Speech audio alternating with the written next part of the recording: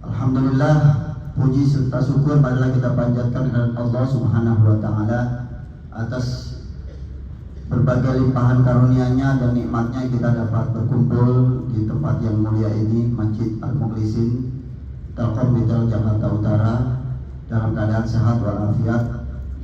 Selawat serta salam semoga selalu tercurah kepada junjungan dan qudwah kita Nabi Muhammad SAW, pada keluarga dan sahabatnya, Pak MM, Ustadz Faris dan teman-teman semua. Alhamdulillah pada pagi hari ini kita dapat menyelenggarakan Tarhib Ramadan tahun 2024.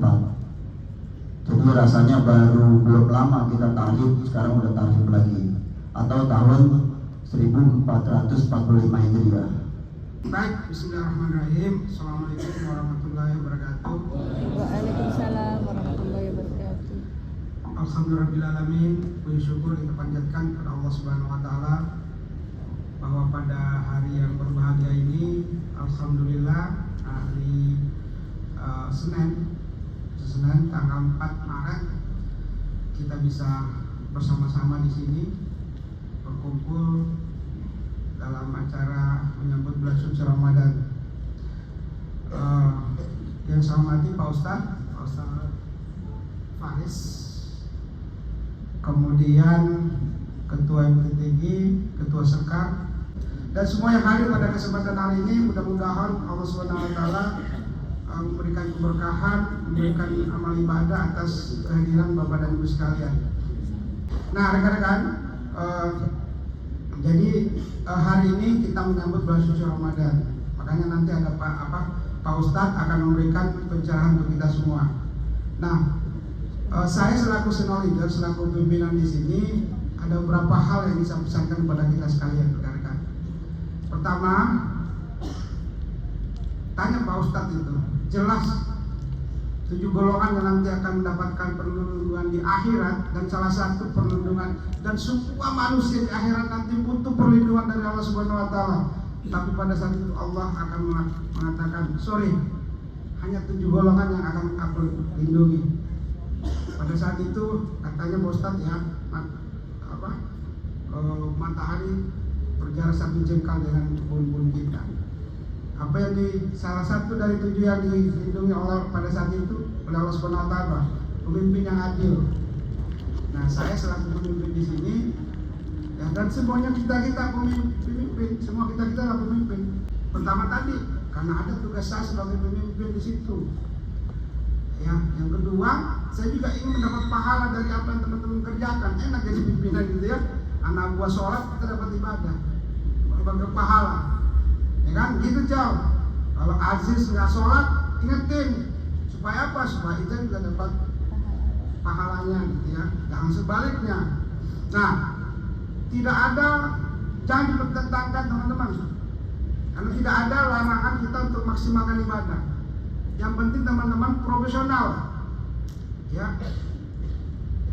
Om Madinah buat acara one on one sejak pagi jam 8 atau setengah 9, setengah jam. Seluruh hero minta hadir, Ali nggak bisa hadir. Om Madinah, saya nggak bisa hadir. Kenapa? Lagi tadarusan bulan puasa Ramadan. Madinah bingung. Telepon Sodik, amanah Om Sodik, dia lagi dari tadarusan, kan kata Pak memang harus ini. Ditanya lagi, Om Bambang, kok nggak survei ke lapangan? Saya lagi tadarusan. Oh, ini kalau tadarusan semua gara-gara puasa kan, jangan, nggak kayak gitu teman-teman. Ya, harus tahu diri.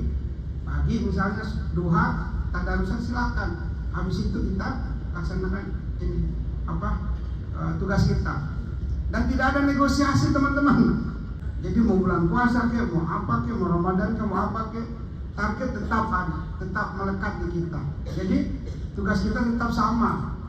Bahkan kalau zaman Rasulullah ya, menurut sejarah kita, kemenangan Muslim itu diraih di saat bulan suci Ramadan. Aneh kan? Logika kita, orang lapar, orang lagi itu, tapi kita banyak mendapatkan kemenangan pada saat perjuangan Rasulullah. Nah kenapa? Ya silakan Om Deden, ahli-ahli rohani itu dikaji ke Om Deden. Kenapa orang bisa itu? Kalau saya curi karena hatinya gitu. Ya, kekuatan kita itu bisa berlipat ganda karena dorongan dari dalam hati kita. Mbak Nono, Anda loncat di meja ini, nggak om, saya kasih uang 1 juta, nggak om, nggak berani bunuh ini saya loncat di meja ini, tak kasih, anjing gila, loncat. Artinya apa? Kita punya kemampuan di dalam diri kita untuk ibadah secara maksimal, untuk bekerja secara maksimal. Jadi jangan dibodoh-bodohi diri kita. Misalkan udah tua Bang Ustaz, tinggal lahir pensiun, itu apa hubungannya? Emang gaji mau dikurangi gara-gara mau pensiun? Kan enggak. Nah, tetap maksimal. Kalau kurang sehat bilang sama atasannya, saya kurang sehat, nggak bisa maksimal. Silakan. Saya kalau keluar siang-siang kena debu, silakan, nggak apa-apa. Ya, jadi jangan dipertentangkan, ibadahnya dimaksimalkan, tadarusnya dimaksimalkan, saling mendoakan agar perusahaan kita tetap sukses, tetap jaya, khususnya Telkom Jakarta Utara. Dan kita sudah punya fighter, fakta itu pejuang teman-teman. Ya, simbolnya itu apa itu? Manusia yang lagi kerja keras tuh. Jadi jangan loyo Jakarta Utara, harus fighter. Nah, perusahaan kita saat ini lagi transformasi teman-teman, lagi bertransformasi. Ayo kita kawal secara maksimal. Dan nggak usah mikirin macam-macam lah. Pokoknya ikuti arahan pimpinan. Transformasinya harus kita lakukan agar kita tetap survive. Kita kawal secara maksimal. Kita kawal FMC, ya, dan kita kawal B2B supaya B2B ini bisa sukses. Karena ini salah satu harapan kita ke depan. Bagaimana dengan Imprako? Ya kita ikutin aja. Kalau nanti datang ya nggak masalah gitu. Pokoknya kita terima yang terbaik. Nah itu yang kita perlu berdoa mendapat yang terbaik dan selalu sehat. Nah teman-teman kita yang kurang sehat mudah-mudahan disehatkan oleh Allah Subhanahu Wa Taala dan bisa melaksanakan ibadah puasa Ramadan ini semua dengan baik, dengan lancar, sukses, dan apa yang dijanjikan Allah Subhanahu Wa Taala dalam bulan suci Ramadan semua bisa kita dapatkan sehingga ujungnya janji Allah adalah bertakwa. Itulah ujungnya yang kita dapatkan. Nah, kuncinya tadi karena kita kerja, ya ibadahnya maksimal, kinerjanya harus maksimal. Jadi kalau teman-teman membuat atasannya kesel aja sama dia, dikit aja kesal. Astagfirullah, kok masih nggak sadar-sadar? Itu udah dosa, dosa itu. Nah, dosa itu.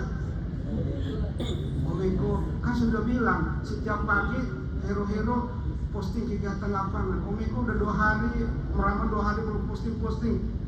Muncul lagi apa dari otak kita sebagai atasan? Dosa lagi. Kalian dosa, bukan saya yang dosa. Walaupun saya curiga ada apa nih Eko ini kok nggak posting. Belum posting kan Pak Eko pagi ini. Yang belum posting pagi ini Om Eko, Om Ali, Saludin, Om Ali bahkan dari hari Sabtu belum posting kegiatan di STO-nya. Om Ali, Eko, Rama, sama Iya di kota. Ya ada apalagi udah ada di Sabtu nggak ada kegiatan. Ya, kalian bisa bohong-bohongi saya posting. Tapi kalau udah nggak posting mau bohong apa? Ya, gitu teman-teman ya. Nah kalau muncul kayak gitu dosa. Yang Bartono ya, Bartono ngejar order apa TA-nya nggak mengakali dosa juga itu mengurangi pahala puasa juga. Nah bagaimana kita menjaga puasa kita ya sama-sama profesional, laksanakan semaksimal apa yang bisa kalian kontribusikan. Kalau nggak mampu sampaikan sama atasan. Jangan buat atasannya curiga, negatif thinking, apalagi marah. Itu dosa itu. Kalau Madinah marah, jangan bilang, oh Madinah kamu dosa. Kenapa kamu marah-marah? Bukan Madinah yang dosa, lo yang dosa. Membuat ke Madinah marah-marah. Gitu Pak Ustaz ya? Hadisnya gue gak tahu tuh. Saya kira itu ya, termasuk bapak-bapak ibu-ibu, jangan juga buat suaminya marah-marah. Ya, kalau suaminya datang gak ada buka puasa, malah suaminya marah-marah, dosa juga itu ibu-ibu. Jadi kita sama-sama menghargai lah, ya. Mudah-mudahan semua bisa kita dapat pahala yang berlimpah di bulan suci Ramadan ini. Kan nggak semua orang dapat kok. Jangan salah ya, ini kan masih beberapa hari. Jadi jangan senyum-senyum aja. Belum tentu nanti tanggal 1 Ramadan Anda masih dapat. Belum tentu. Ya, makanya kita harus berdoa terus, mudah-mudahan benar-benar dapat dan bisa menikmati sampai akhir. Bahkan bisa ketemu lagi bulan suci Ramadan yang kedepannya. Ya, saya kira itu Bapak Ibu sekalian. Mohon maaf kalau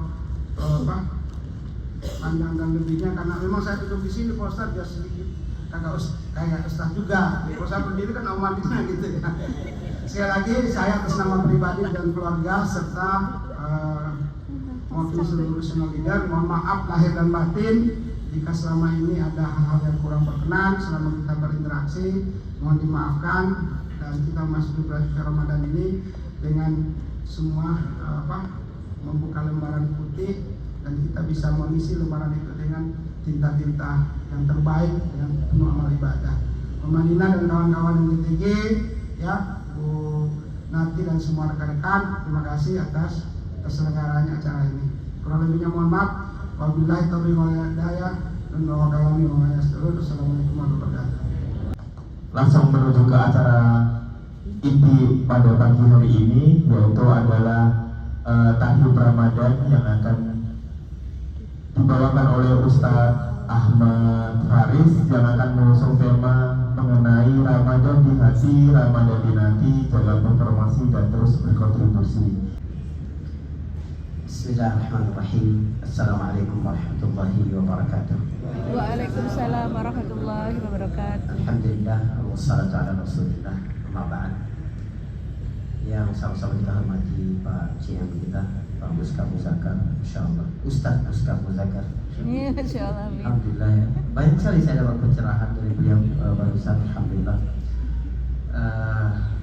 Juga para senior leader ya, kemudian para pengurus DTG di kantor ini, teman-teman semuanya yang dirahmati Allah Subhanahu wa taala. Saya bahagia hari ini bisa silaturahim dengan antum semua, ibu-ibu gitu ya. Jangan sering bikin suaminya marah ya. Masya Allah. Jadi suami yang marah, ibu-ibu yang dapat dosa gitu. Karena penyebabnya ibu-ibu. Sebutan Pak Muskaf. Hari ini insya Allah kita sama-sama menyiapkan bekal bagaimana memaksimalkan Ramadan biar performance kita di bulan Ramadan itu maksimal. Teman-teman yang dirahmati Allah Subhanahu wa taala, saya akan memulai dari sunnatul ikhtiyar atau undang-undang pemilihan.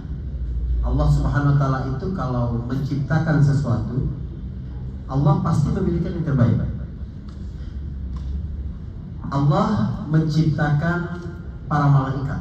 Berapa jumlah malaikat? Banyak sekali jumlah malaikat.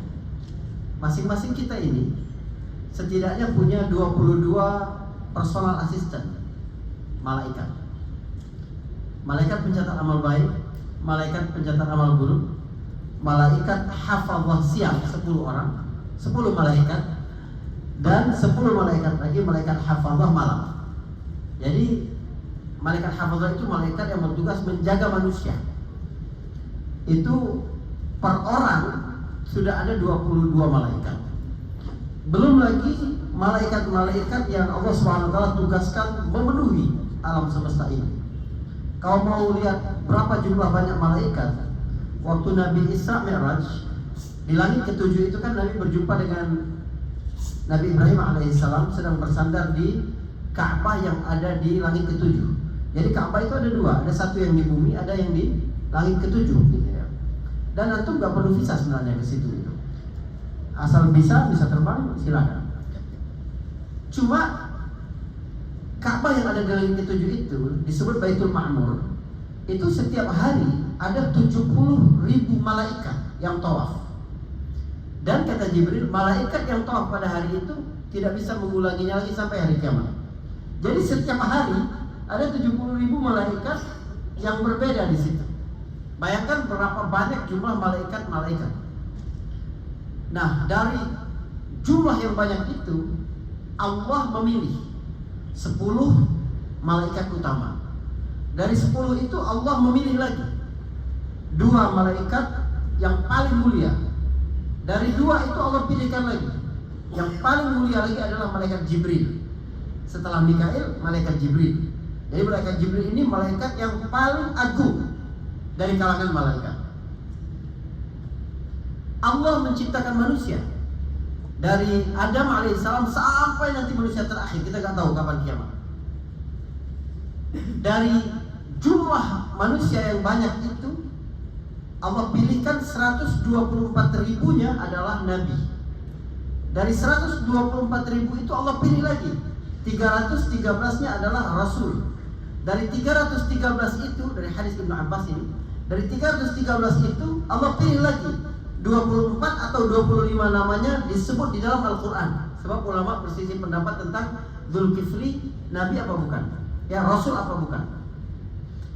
Dari 24 atau 25 nama tadi Allah pilihkan lagi 5-nya adalah ulul azmi, nabi yang paling utama, Musa, Isa, Nuh, Ibrahim, Muhammad. Dari 5 itu Allah pilihkan lagi 2 sebagai kekasih Allah, Ibrahim dan Muhammad. Dari 2 itu Allah pilihkan lagi yang paling mulia, Sayyidil Mursalin, Nabi kita sallallahu alaihi wasallam. Selain itu umat biasa, tapi Allah pilih umat mana yang paling baik. Di antara umat Nabi Adam, Nabi Nuh, Nabi Ibrahim, Nabi Musa, ya, Nabi Saleh dan lain-lain, Allah pilihkan yang terbaik adalah umat Muhammad sallallahu alaihi wasallam. Allah menetapkan 12 bulan. Allah pilihkan yang terbaik bulan Ramadan. Allah menetapkan malam-malam, Allah pilihkan yang terbaik malam Lailatul Qadar.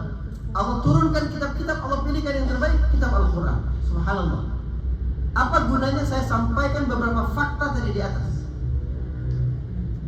Gunanya adalah ketika Allah Subhanahu wa ta'ala memberikan kesempatan kepada kita untuk memasuki bulan terbaik Ramadan itu adalah waktu paling tepat untuk berbisik ke dalam diri kita bahwa Allah sudah mengumpulkan semua yang terbaik di dalam diri kita.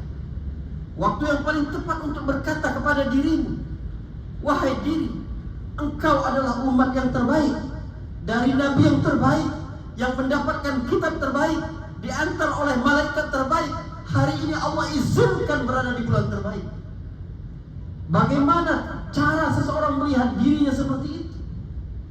Jika sekiranya tidak menimbulkan efek besar, bagaimana dia menjadi energi, harus menghasilkan sesuatu yang terbaik dalam hidup.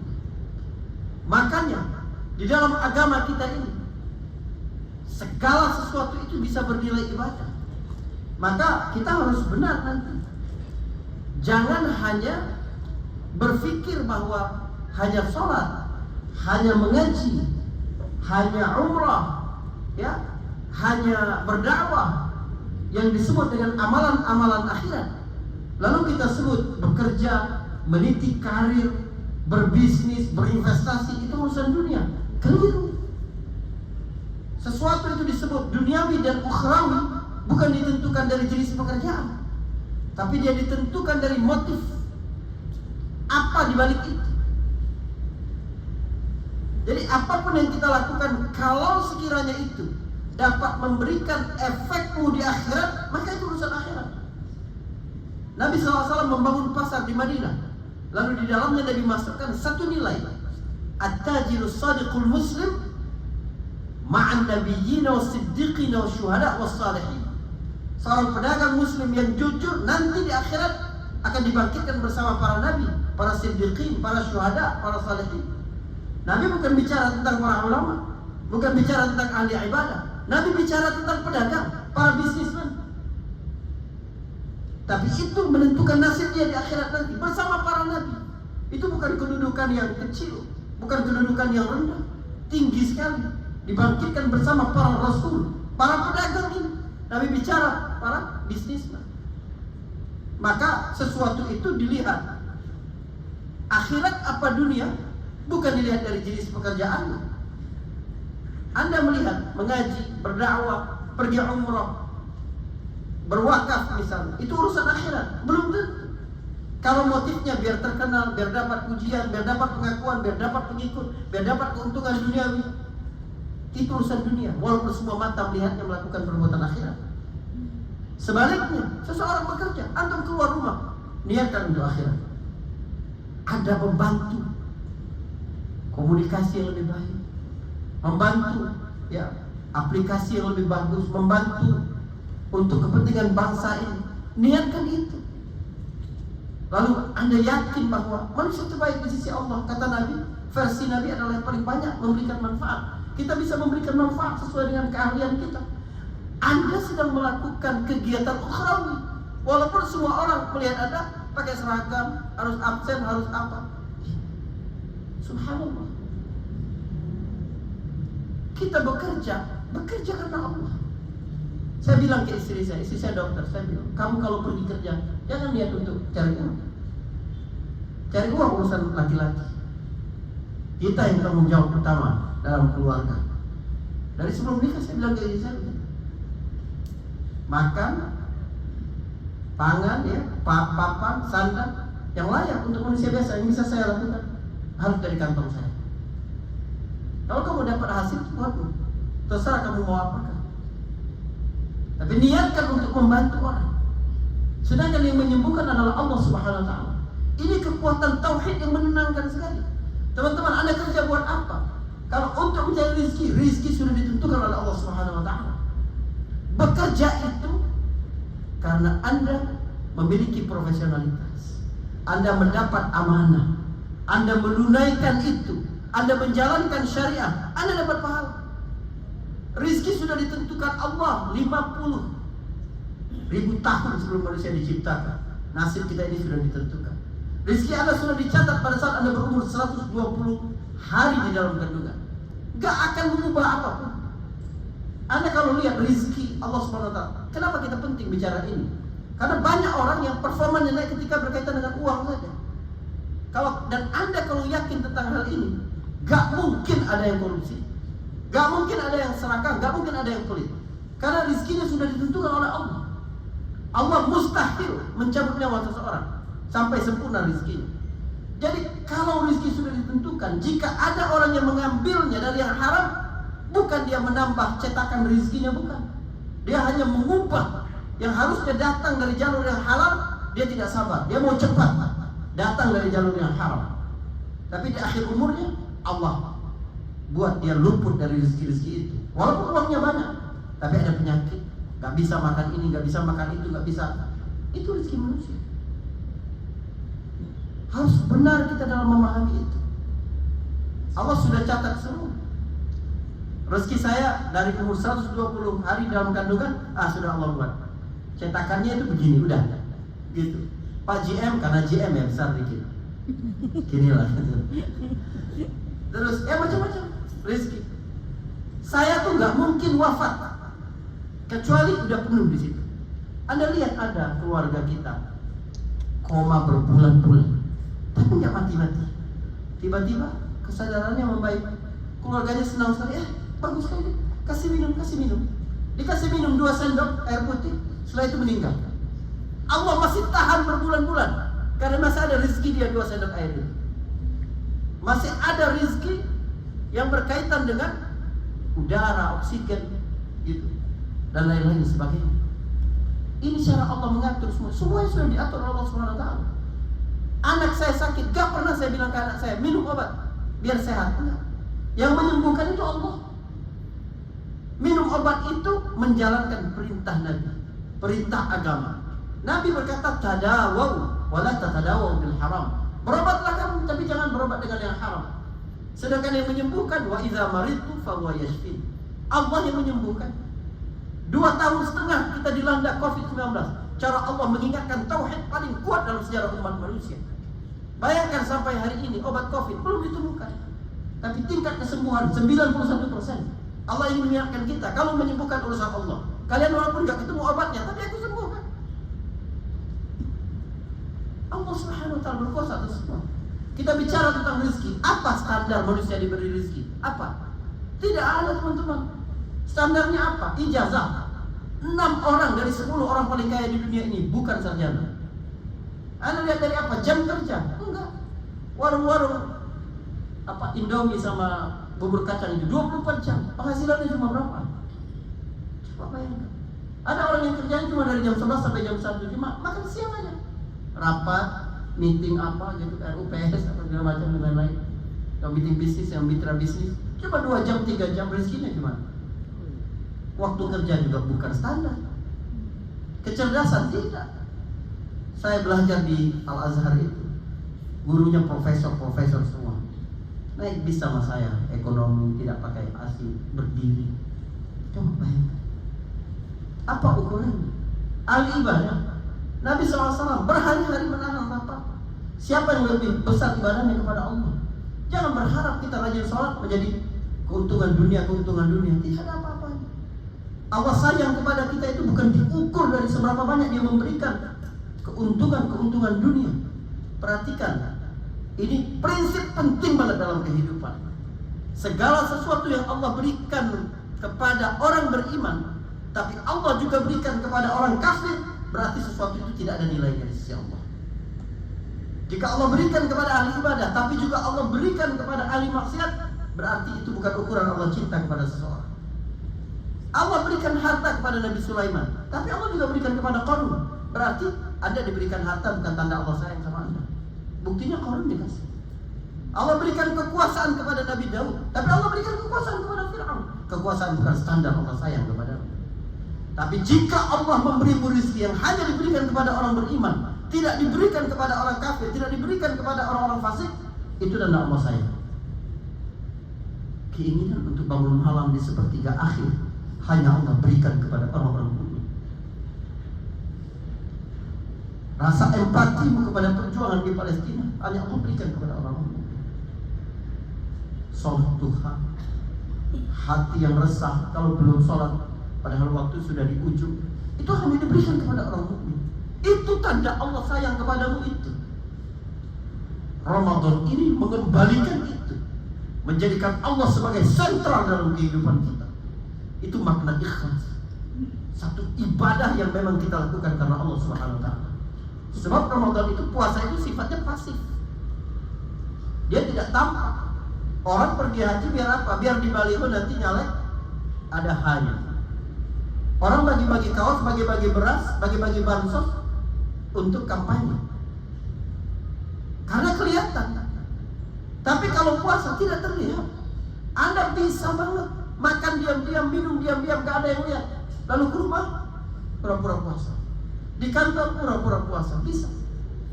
Tapi ini adalah ibadah yang menyimbolkan keikhlasan kita melakukan sesuatu benar-benar karena Allah Subhanahu wa ta'ala. Kekuatannya di situ. Kekuatan kita melakukan sesuatu karena Allah itu di situ. Motivasi manusia, tadi Pak JM bilang, kita punya kekuatan besar kalau kita punya motivasi besar. Dan apa motivasi yang lebih besar? Kita menyandarkan, menjadikan Allah sebagai sentral dalam kehidupan kita. Saudara, saya nggak minta Anda untuk mengubah aktivitas-aktivitas Anda, tidak. Beragama juga bukan dilihat dari sholatnya, dari puasanya saja, bukan. Beragama ini dilihat dari seluruh komplit kehidupan dia. Satu hari ada orang sedang sholat di Masjid Nabawi. Waktu Umar menjadi khalifah, dia sedang duduk bersama sahabatnya. Ada orang sholat, bagus sekali sholat. Kata sahabatnya ini kepada Umar, ini orang baik sekali. Kata Umar apa? La'allaka tarahu raki'an wa sajidan hakadha. Itu karena kamu melihat sujudnya, rukuknya seperti itu, kata Umar. Lalu dia berkata, hal tu'amilu fid dananir wad darahim? Kamu pernah enggak berhubungan dengan dia dalam urusan duit? Agama seseorang itu lihat ketika berurusan dengan uang, berurusan dengan proyek. Orang sholat bisa saja, wah bagus sekali. Berbicara ceramah di depan umum, dilatih begini bisa. Tapi berurusan dengan uang, berurusan dengan materi, keluar asli manusia. Yang punya taring keluar taring, punya tanduk keluar tanduk, punya kuku keluar kuku. Makanya Nabi itu sebelum jadi Rasul jadi pedagang, biar tahu sifat asli manusia itu seperti apa. Kita pingin ya, jangan sampai kita menyingkirkan Allah dalam ruang kehidupan utama kita, di jas-jas kerja kita itu. Ramadan datang untuk pesan itu, teman-teman. Maka performance-nya pasti tinggi, karena kita tidak mengikat itu kepada makhluk. Apakah tidak boleh ada tujuan lain dalam hidup? Boleh. Tapi tujuan-tujuan lain itu harus mendekatkan kita kepada tujuan paling jauh. Final destination kita itu harus tetap Allah. Ada tes kerja, ditanya, ngapain kerja di sini? Lillahi ta'ala. Ketawa ayat ini. Kenapa Anda kerja? Kenapa? Biar dapat uang. Udah real kita. Tapi jangan sampai di situ saja. Untuk apa uang? Untuk beri nafkah kepada keluarga saya, Ustaz. Biar mereka selamat dari kehinaan meminta-minta. Biar mereka selamat daripada pekerjaan yang haram, yang menipu, ya, mencuri. Anda melakukan sesuatu yang ukhrawi. Untuk apa uang? Untuk berbakti kepada kedua orang tua, untuk silaturahmi, untuk menyenangkan keluarga, ngajak mereka liburan tiap tahun sekali. Ukhrawi itu. Anda sedang melakukan perbuatan akhirat. Harus begitu. Dan Allah Subhanahu wa ta'ala membuat aturan-aturan untuk membuat manusia ini selalu punya performance yang tinggi dalam kehidupan. Jadi segala hakikat Anda lihat, kewajiban-kewajiban dan larangan-larangan di dalam agama itu semuanya untuk kepentingan kita. Jangan pernah ada pikiran Allah mengambil keuntungan sedikit saja dari ibadah kita. Apa untungnya bagi Allah bikin kita lapar sama haus? Apa untungnya bagi Allah lihat kita harus bangun pagi-pagi ruku sujud? Apa kata Imam Syafi'i rahimahullah? Al-ibadat mu'allalatun bimasalihil ibadah. Ibadah itu tergantung dengan kepentingan manusia. Ibadah itu pasti untuk keperluan manusia. Ibadah puasa keperluan manusia. Allah sedang mendidik kita. Coba lihat, Allah bilang tentang puasa itu, yuridullahu bikumul yusra wala yuridu bikumul usra. Allah menginginkan kemudahan bagimu, tidak menginginkan kesulitan. Banyak orang yang membawa frasa ini di surah Al-Baqarah yang tadi dibacakan itu hanya berkaitan dengan rukhsah. Orang boleh gak puasa kalau dia musafir, kalau dia sakit, karena Allah menginginkan kemudahan. Tidak. Dia dimulai dari awal ayat bahwa Allah SWT, "Faman syahida minkumus syahra falyasum." Puasa itu sendiri adalah bagian dari cara Allah memudahkan kehidupan kita. Puasa itu memudahkan organ-organ pencernaan kita ini bekerja lebih prima lagi. Istirahat 12 sampai 14 jam itu membuat organ-organ pencernaan itu dapat recovery, kesempatan merecovery diri mereka itu menjadi lebih bagus lagi. Itu memudahkan. Dia juga memudahkanmu dalam menghadapi kehidupan. Anda lihat ya, kecelakaan-kecelakaan yang terjadi di jalan raya itu bukan karena orang gak pandai main gas, tapi gak pandai main rem. Puasa ini pesannya bagaimana kita memainkan keterampilan memainkan rem dalam kehidupan. Kontrol diri itu yang membuat kita ini menjadi tenang, bahagia, dapat melihat sesuatu dengan helikopter view, tidak tergesa-gesa, tidak mudah untuk ditipu. Anda nanti kalau lihat di YouTube itu ada marshmallow test namanya. Anak kecil kan suka sama marshmallow, dites di satu ruangan, mereka disuruh masuk, di atas meja itu ada marshmallow, disuruh duduk, gak boleh ambil itu marshmallow selama 10 menit. Siapa yang berhasil nanti keluar dikasih marshmallow yang lebih banyak lagi. Itu macam-macam. Ada CCTV-nya, yang lain nggak ada. Itu anak-anak duduk gitu. Ada yang sampai akhir dia dapat, ya kontrol dirinya bagus sekali. Dia mau banget itu, tapi dia pikir nanti ada hadiah yang lebih banyak dari ini, mending aku dapat itu. Sabar aja dulu 10 menit, 15 menit. Tapi ada lagi yang begitu masuk langsung, enak banget ini langsung banget. Lupa dia dengan reward yang dijanjikan. Ada lagi orang yang bertahan 5 menit gitu, tapi menit ke-6 mulai dia lihat-lihat, kayaknya enak ini, dipegang-pegang yang warna hijau dulu gitu ya, kemudian oh ini enak, menit ke-9 makan juga dia. Ini anak-anak yang diteliti, diikutin perkembangannya sampai mereka dewasa. Yang paling sukses adalah yang paling pandai dalam mengontrol diri mereka. Subhanallah. Allah Subhanahu wa taala ingin itu dalam kehidupan kita. Bagaimana kita punya kemampuan itu. Manusia merdeka itu bukan merdeka berkehendak, tapi merdeka dari kehendak. Ini diajarkan puasa. Allah inginkan kemudahan bagi kita. Jadi segala sesuatu yang Allah ciptakan untuk manusia itu harus sesuai dengan aturan-aturan agama. Kenapa pada saat puasa sesuatu yang diharamkan pun, ya, yang diharamkan pun, yang dihalalkan pun tidak boleh? Biar punya kemampuan itu di dalam diri kita.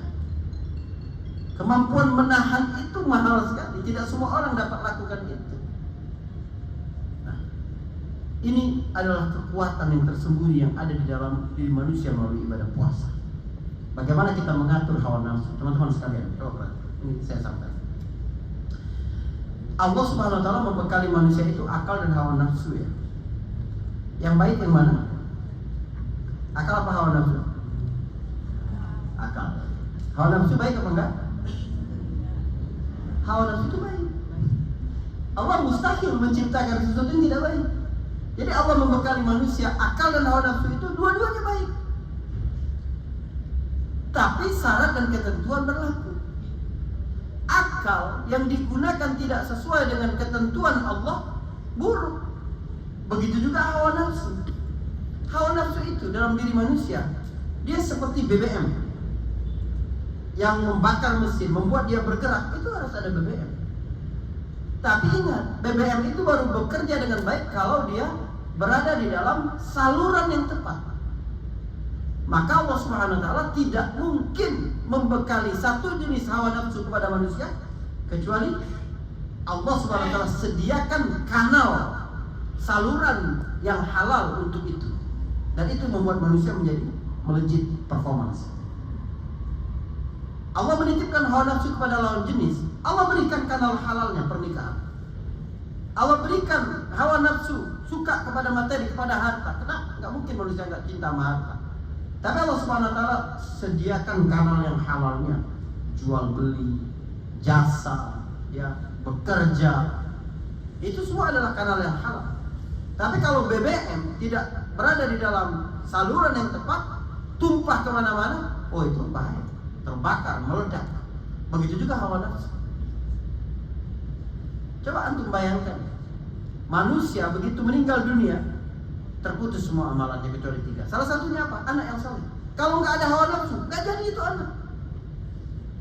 Banyak sekali dosa-dosa yang tidak bisa dihapus kata Nabi dengan sholat, dengan puasa, dengan baca Quran, tapi bisa dihapus dengan kesabaran menanggung kesusahan keluarga. Kalau nggak ada hawa nafsu, orang nggak mau berkeluarga. Tapi bagaimana hawa nafsu itulah yang membuat manusia punya amal, kesabaran yang menghapus dosa-dosanya, punya jariah anak yang saleh. Ada hawa nafsu kepada harta lah membuat kita ini punya harta, kaya, berlimpah. Lalu kemudian kita bisa berinfak, berwakaf, sehingga kita sudah wafat pun masih ada yang terus mengalir untuk catatan-catatan amal kebaikan kita. Itu cara Allah Subhanahu wa taala. Makanya ketika datang bulan Ramadan, Nabi memberi selamat kepada para sahabat itu agar mereka punya mindset yang benar tentang Ramadan. Ini bukan peristiwa biasa ini. Ramadan ini bukan peristiwa rutin tahunan, bukan. Tapi dia adalah momentum. Dan perhatikan teman-teman sekalian, ini rumus penting dalam kehidupan. Manusia yang celaka itu manusia yang tidak bisa memanfaatkan momentum. Gitu. Zoom terkenal, kenapa? Momentum. Covid. Nadiem Makarim bikin Gojek itu momentum. Ya, orang semua pakai gadget, butuh ojek, butuh apa? Udah, dia nggak perlu beli motor banyak, beli mobil banyak. Ya, dia hanya mempertemukan itu momentum. Ya. Telkom juga luar biasa keuntungannya selama Covid itu. Itu kan momentum itu. Manusia yang celaka itu tidak bisa memanfaatkan momentum. Mana hadisnya? Ada. Nabi suatu hari masuk ke dalam naik ke atas mimbarnya. Jadi mimbar Nabi itu ada 3 anak tangganya ya, bukan podium seperti itu, bukan, ada 3 anak tangga. Satu hari Nabi SAW naik, lalu berkata amin, naik lagi berkata amin, lalu berkata lagi amin. Itu belum masa kampanye. Amin, amin, amin kata Nabi SAW. Waktu turun, tanya para sahabat, Rasulullah, kenapa melakukan itu, nggak biasa? Kata Nabi, atani Jibril, tadi Jibril datang kepadaku. Waqal, lalu dia berkata, rahima anfu mri'in adraka Ramadan walam yaghfarlah. Celakalah seseorang, hinalah seseorang yang datang kepadanya momentum Ramadan tapi dosanya tidak diampuni oleh Allah. Katakan amin, kata Jibril. Qul amin, faqultu amin. Aku pun bilang amin. Jibril naik, Nabi naik lagi ke anak tangga berikutnya. Jibril berkata, celakalah seseorang yang disebutkan namamu ya Muhammad SAW tapi tidak bersalawat kepadamu. Katakan amin, aku katakan amin. Yang ketiga Jibril berkata, celakalah seseorang, kedua orang tuanya masih hidup atau salah satunya masih hidup tapi tidak membuat dosanya diampuni oleh Allah Subhanahu wa taala. Orang tua yang masih hidup, momentum tiket ke surga untuk kita. Ramadan momentum. Jadi kita jangan sia-siakan momentum itu. Dan momentumnya luar biasa. Allah menghapus dosa-dosa yang kita lakukan. Teman-teman sekalian, maghfirah yang dijanjikan Nabi bagi orang yang puasa. Ini hadis paling terkenal Ramadan. Antum sudah dengar dari semua ustaz. Man shoma Ramadan imanan, saya bacain juga dan percaya saya ustaz. Man shoma Ramadan imanan wa ihtisaban, ghufira lahu ma taqaddama min dhanbi. Coba bayangkan. Diampuni dosa itu, subhanallah. Itu perkara besar. Sampai Ibnu Qayyim berkata, kalau kamu punya banyak masalah dalam hidupmu, kamu bermunajat kepada Allah, sudah mengangkat tangan begini bingung, mau minta yang mana dulu? Mau curhatin suami dulu, apa anak dulu, apa tetangga dulu, apa ibu dulu, apa saudara dulu, apa ipar dulu, apa pekerjaan dulu, apa bos dulu, apa bawahan dulu, apa tim dulu. Banyak sekali persoalan. Kata Ibnu Qayyim, pada saat seperti itu kamu bingung mau minta apa, sih banyaknya persoalan. Minta satu saja, minta Allah ampuni dosamu. Sebab kalau Allah sudah ampuni dosamu, seluruh masalahmu Allah yang handle. Solusi bagi setiap masalah ini dosa kita diampuni. Maka wajar kalau Hasan al-Basri, seorang tabi'in, seorang ulama dari kalangan tabi'in, datang seorang tanya kepada dia, Syekh, kami kampung kami kering sekali, udah lama tidak hujan sampai hewan-hewan mau mati semua itu. Apa yang bisa kami lakukan? Kata Hasan al-Basri, aktsirul istighfar, perbanyak istighfar, perbanyak mohon ampun. Kan begitu. Lalu orang itu pergi, datang lagi orang lain. Kami ini berdagang, tapi berapa ini susah banget membukukan keuntungan. Kata Hasan al-Basri, perbanyak istighfar. Datang lagi orang lain, tanya ke dia, kami sudah menikah beberapa tahun, belum punya anak, apa yang bisa kami lakukan? Perbanyak istighfar. Ketika orang itu pulang, sahabat-sahabat Hasan al-Basri berkata, celaka engkau. Orang-orang datang dengan problem yang bermacam-macam, kok jawabannya satu? Kata Hasan al-Basri, itu bukan aku yang bilang, tapi Allah yang bilang. Baca surat Nuh. Faqultu astaghfiru rabbakum innahu kana ghaffara yursilis sama 'alaikum midrara. Terus orang kalau Allah sudah ampuni, Allah beri rezeki, Allah beri anak, Allah beri hujan, Allah beri subhanallah. Yang menghalangi kita dari rahmat Allah ini dosa kita. Dan Ramadan adalah momentum paling baik. Sampai Nabi sediakan 3 jaring, 3 lapis maghfirah, biar kita ini enggak ada yang lolos. Yang pertama, man shoma Ramadan, siapa yang puasa Ramadan, dosanya diampuni oleh Allah. Ustaz, orang tua saya sudah tua, nggak bisa puasa lagi. Atau Ustaz, saya lagi sakit, nggak bisa puasa. Berarti nggak bisa dong dapat keampunan dari Allah. Jangan khawatir. Ada jaring yang kedua, lapis keduanya. Man qama Ramadan, siapa yang melaksanakan sholat malam Ramadan. Karena iman dan pahala Allah juga diampuni. Jadi orang tuamu tetap suruh sholat. Tidak bisa berdiri duduk, tidak bisa ke masjid di rumah, tidak bisa surat panjang, surat pendek. Diampuni oleh Allah. Ustaz, kami perempuan haid atau nifas, gak bisa puasa, gak bisa qiyamul Ramadan, gak bisa sholat malam. Apakah gak bisa diampuni Allah? Ada instrumen ketiga, lapisan ketiga. Man qama lailatul qadari imanan wa ihtisaban, ghufira lahu ma taqaddama min dhanbi. Tunggu datang Lailatul Qadar. Tiap malam lakukan kebaikan.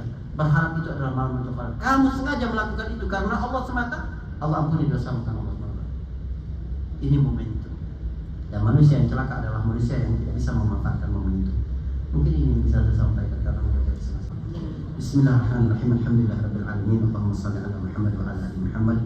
يا ربنا لك الحمد كما ينبغي لجلال وجهك وعظيم سلطانك. اللهم اجعلنا من الذين يستمعون القول فيتبعون أحسنه. اللهم أرنا الحق حقا وارزقنا اتباعه وأرنا الباطل باطلا وارزقنا اجتنابه. اللهم إنا نسألك الهدى والتقى والعفاف والغنى ونسألك مكارم الأخلاق.